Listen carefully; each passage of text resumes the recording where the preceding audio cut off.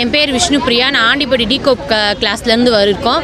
நாங்கள் வந்து இன்றைக்கி கிளாஸுக்கு போகாமல் கிளாஸுக்கு வெளியே நின்று இன்றைக்கி போராட்டத்தில் ஈடுபட்டிருக்கோம். என்ன காரணம்னா எங்களை வந்து எக்ஸாம் எழுத விட மாட்டுறாங்க.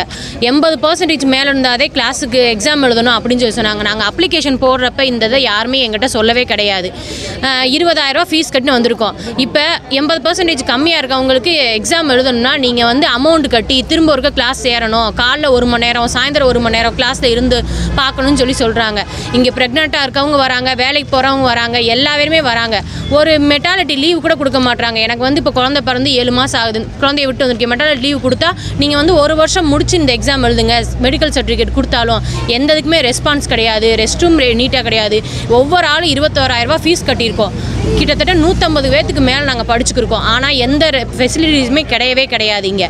அதனால் காலேருந்து நாங்கள் வந்து இங்கே உட்காந்து போராட்டத்தில் ஈடுபட்டுக்கிருக்கோம். இதுக்கு ஏதாவது ஒரு முடிவு தரணும்னு சொல்லிட்டு நாங்கள் கவர்மெண்ட்டில் கேட்டுக்கிறோம்.